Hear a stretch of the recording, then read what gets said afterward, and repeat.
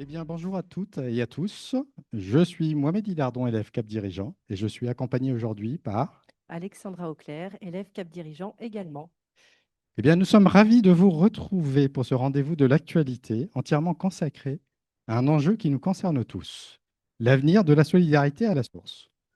Mais pour lancer cet échange, nous vous proposons de commencer par ces deux phrases, illustrées par les images que vous voyez à l'écran. Une citation de Nicolas Grivel, le directeur général de la branche famille: on doit pouvoir délivrer le juste droit du premier coup. En parallèle, une citation de Julien Damand, expert émérite en protection sociale que vous connaissez tous. On simplifie, d'accord, mais on commence par qui? Maintenant, imaginez une mère célibataire, employée à mi-temps, qui doit déclarer ses revenus pour 3 aides différentes, avec 3 périodes de référence et 3 interfaces en ligne. Elle a 6 chances sur 10 de se tromper. Ces deux phrases illustrent, ce sont les deux réalités qu'elle affronte chaque trimestre et qui résument à elles seules le cœur du débat d'aujourd'hui. D'un côté, l'ambition, un système de solidarité simple, juste, où chacun reçoit ce à quoi il a droit sans erreur et sans attendre. De l'autre, la réalité, un système complexe, marqué par des décennies de réformes et de règles accumulées, devenues difficiles à manier. La solidarité à la source, c'est précisément la tentative de réconcilier ces deux réalités. Mais comment? Et surtout, comment faire en sorte que ce nouveau paradigme tienne ses promesses? C'est ce que nous allons explorer maintenant. Depuis 80 ans, notre système protection sociale repose sur une promesse simple: la solidarité nationale comme garantie de dignité. Une promesse toujours d'actualité, mais qui se heurte aujourd'hui à une réalité structurelle. Un système construit par couches successives, devenu riche mais complexe, puissant mais fragmenté. Des dispositifs qui se sont multipliés pour répondre à des besoins réels, mais aussi en produit 3 effets majeurs. Une lisibilité amoindrie pour les usagers, une gestion coûteuse et technique où la qualité des données est devenue cruciale, une défiance grandissante qui remet en cause l'équité et l'efficacité de notre modèle social. La solidarité à la source propose donc une réponse: sécuriser toute une chaîne de la ressource au versement pour garantir le juste droit. Aujourd'hui, nous allons donc vous proposer d'avancer en 3 étapes dans notre exposé. Nous reviendrons d'abord sur les tensions du système: masse, complexité, défiance. Nous analyserons ensuite les avancées de la réforme 1 an après son lancement.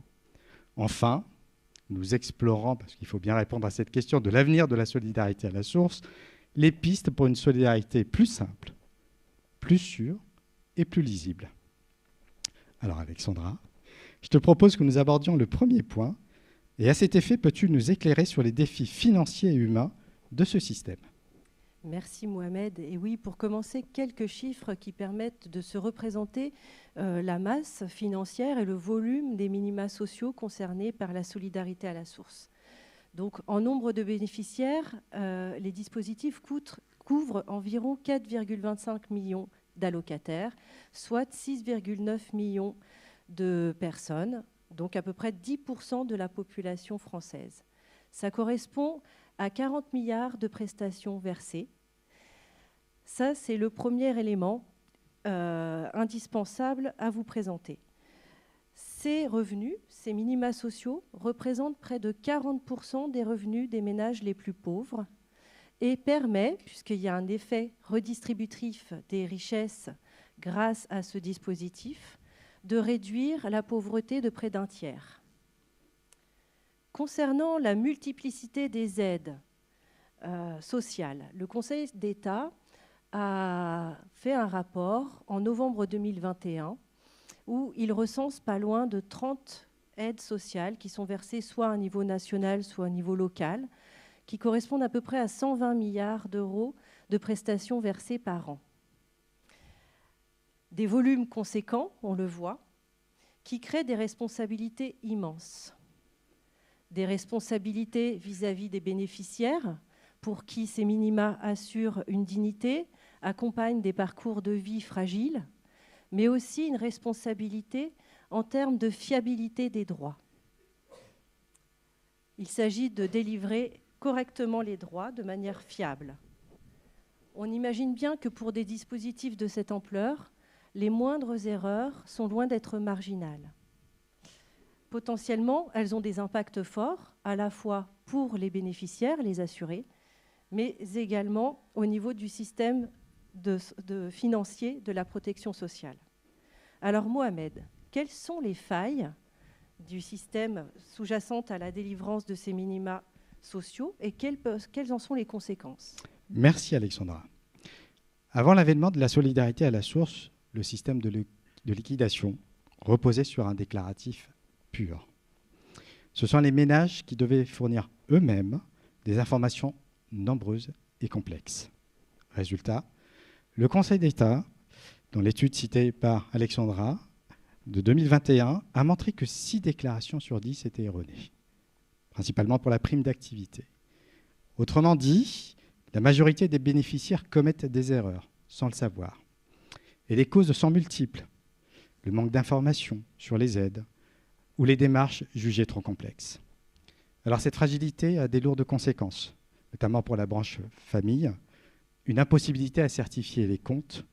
Dans son dernier rapport sur la certification des comptes du régime général, la Cour des comptes juge le taux des erreurs non détectées encore très élevé, avec un impact financier estimé entre 8 milliards et 10 milliards pour les erreurs qui ne sont pas détectées à 9 mois et à 6 milliards pour les erreurs non détectées au bout de 24 mois.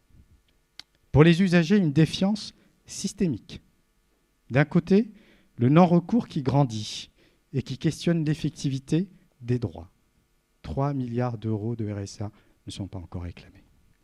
Et de l'autre, la fraude, qui alimente le doute sur l'intégrité et l'équité. Le HFIP, dans son rapport de 2024 sur la fraude sociale, estimait pour le RSA une fraude à 1,5 milliard. Enfin, dans un contexte de déficit croissant, 24 milliards en 2025, à peu près dans ces zones-là en 2026, près de 20 milliards, ces erreurs deviennent un enjeu de soutenabilité pour notre modèle. Le système est donc loin de garantir le paiement à bon droit des prestations, ce qui démontre la nécessité de la réforme de la solidarité à la source. Alors que faire, Alexandra, justement? Quelles ont été les tentatives des réformes passées qui ont précédé la réforme de la solidarité, notamment pour éviter les écueils qu'on vient de préciser? Alors la solidarité à la source est le fruit finalement d'un processus assez long qui a été engagé autour de plusieurs réflexions autour de la rationalisation de prestations sociales sous conditions de ressources, notamment avec le rapport CIRUG qui date de 2016 et qui visait à réunir plusieurs minima sociaux dans une couverture socle commune et qui n'a pas abouti. Le rapport Langlard, lui, portait sur les conditions d'un revenu universel d'activité avec, et ça c'est une avancée majeure, la reconnaissance d'un besoin de fiabiliser les données avant toute automatisation, pointant le risque d'erreur lié à l'utilisation de bases ressources hétérogènes. L'ensemble de ces réflexions ont abouti à l'émergence de la philosophie de la solidarité à la source, à savoir d'une volonté de simplifier les aides. On aboutit finalement à une sécurisation de leur délivrance. On assiste plutôt à une révolution discrète, mais qui reste majeure. Mohamed, peux-tu nous expliquer comment la solidarité à la source a rénové les processus de liquidation des prestations? Alors, la solidarité à la source à l'œuvre actuellement est une modernisation majeure dans la gestion des données.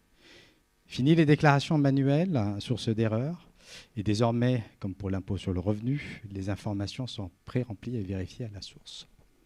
Concrètement, comment ça marche?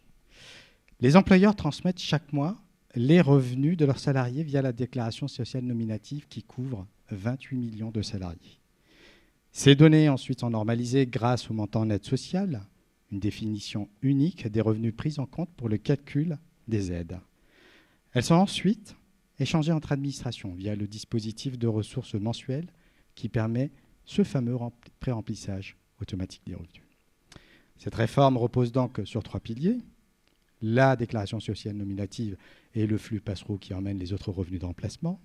Colonne vertébrale du système qui fournissent une information fiable, standardisée, transmise mensuellement, qui alimente l'ensemble de la chaîne et qui réduit les erreurs de déclaration. Le montant net social, une définition normalisée et unifiée des revenus pour mettre fin aux divergences de revenus, net à payer, net fiscal, brut fiscal. Et enfin, le dispositif de ressources mensuelles qui montre là une interopérabilité sécurisée et un échange harmonisé des données sociales entre administrations. Alors, comme pour le modèle de la déclaration fiscale pré-remplie, l'enjeu a été donc de construire une infrastructure de confiance. Plus les données sont fiables en amont, moins le système doit corriger en aval. En contribuant à la normalisation par ailleurs des données à l'échelle de la sécurité sociale, la solidarité à la source permet notamment de répondre aux enjeux de généralisation du principe « dites-le nous en une fois ». Alors maintenant, nous allons voir avec Alexandra comment les acteurs ont rendu ce succès technique possible. En effet, Mohamed, la qualité de la donnée, c'est avant tout le fruit d'un travail collectif où différents acteurs vont intervenir dans la chaîne de traitement de la donnée.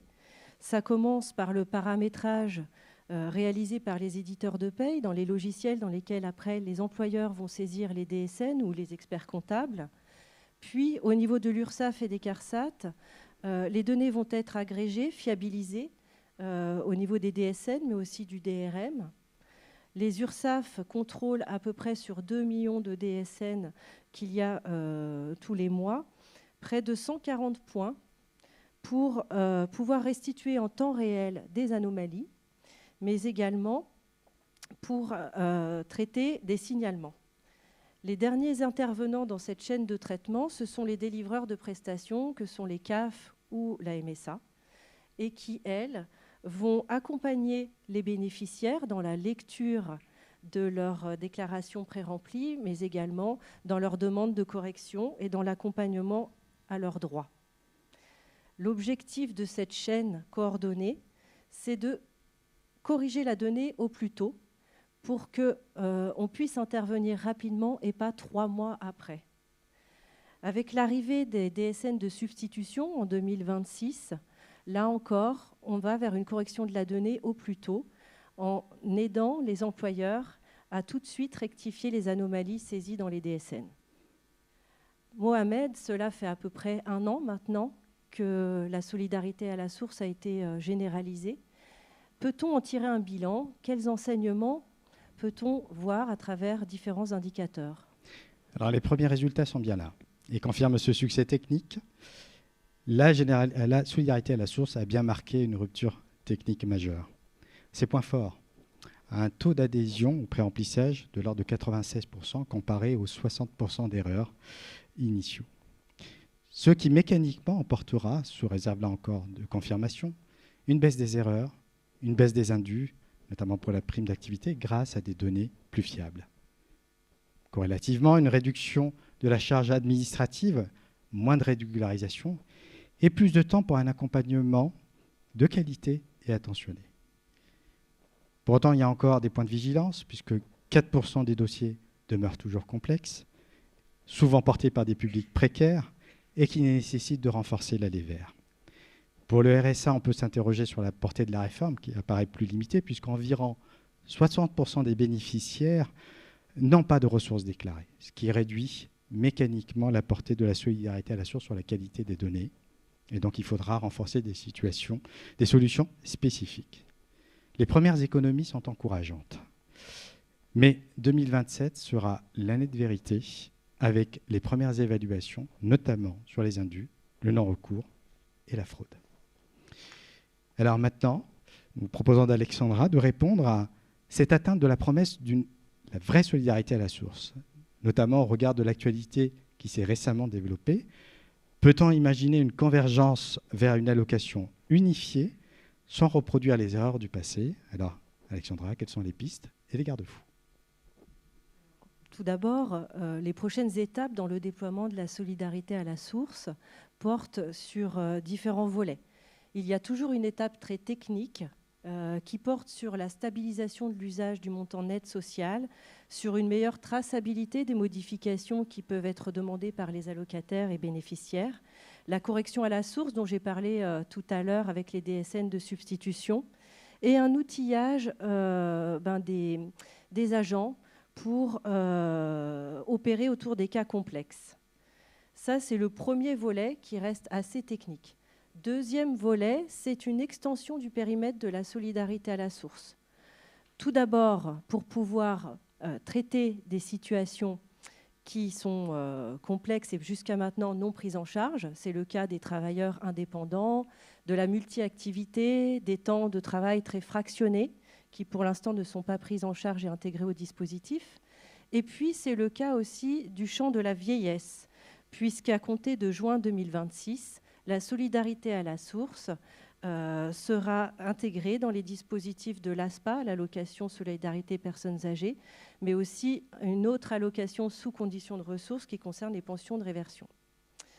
Donc, on est plutôt là, dans cette première étape, sur une sécurisation d'autres publics fragiles qui nécessitent encore d'investir sur les infrastructures et qui nécessitent également d'investir sur l'accompagnement des métiers, avec une évolution claire, on l'a vu, la fiabilisation de la donnée, c'est un enjeu, et un autre enjeu qui est autour de l'accompagnement, de la médiation au niveau des allocataires et des bénéficiaires eux-mêmes.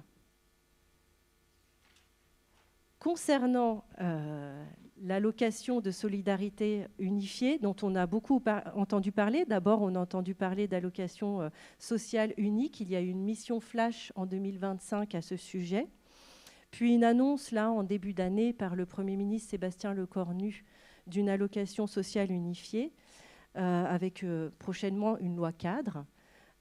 On peut se dire attention, parce que quand on regarde au niveau européen, au niveau de nos voisins, plusieurs projets de ce type, de fusion, de rationalisation de prestations sociales, nous ont montré plusieurs écueils à éviter et la nécessité de fonctionner de façon jalonnée par étapes.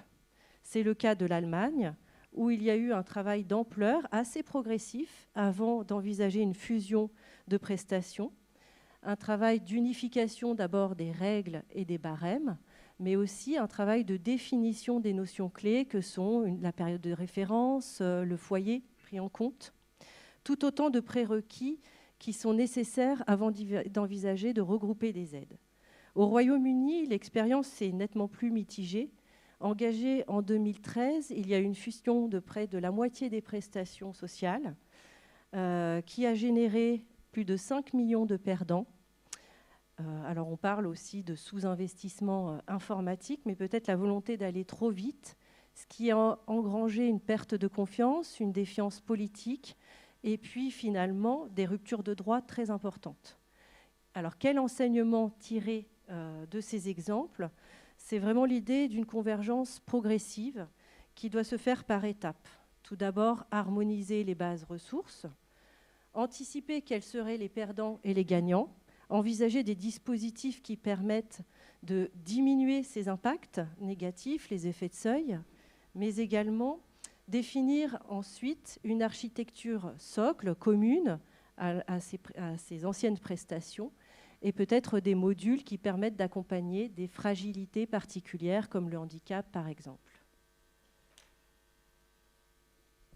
Alors Mohamed, est-ce qu'il est souhaitable, envisageable d'envisager un jour une automatisation du droit, c'est-à-dire un versement automatique des prestations aux affiliés?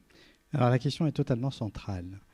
Il ne faut surtout pas indivisibiliser l'usager. Les derniers rapports parlementaires, et la mission flash de cet été, a vraiment insisté sur ce point. L'usager doit rester acteur de ses droits. Donc, dans deux enjeux majeurs, rendre l'usager clairvoyant. Et pour amplifier cette responsabilisation, il est proposé la création notamment d'un portail social unique, déjà préfiguré par le portail Mes droits sociaux, où chacun pourra voir ses droits, les simuler, les activer et les contester.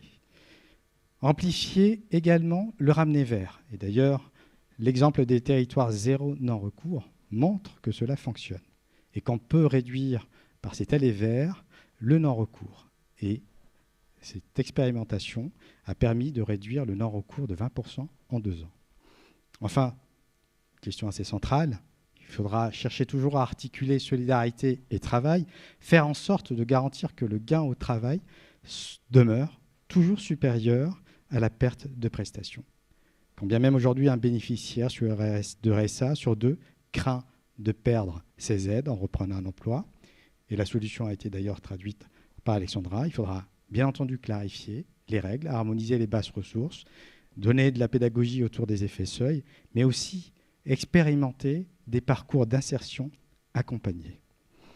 En résumé, automatiser, oui, mais sans déresponsabiliser. Il faut rendre l'usager clairvoyant, rendre les droits activables, en accompagnant mieux celles et ceux qui en ont besoin. Et c'est à cette condition que la solidarité à la source produira ses effets. Enfin, dans l'atteinte d'une vraie solidarité à la source, qui est un peu la promesse, il faudra un temps long. C'est pourquoi, pour sécuriser, quand bien même les cycles politiques sont courts, la trajectoire devra être jalonnée, partagée et explicitée. Et une trajectoire réaliste nous amène à un horizon 2030 pour envisager une allocation unifiée si les étapes précédentes sont bien entendu validées.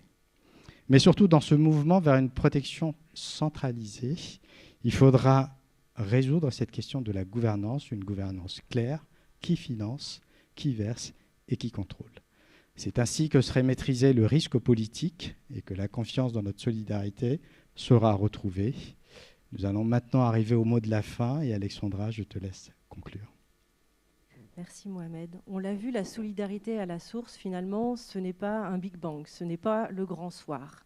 C'est une révolution pourtant importante, où on est passé d'un système déclaratif, basé sur du déclaratif, et on l'a vu, Mohamed en a parlé, assez fragile, à un système basé sur une chaîne de données fiabilisée, à la source.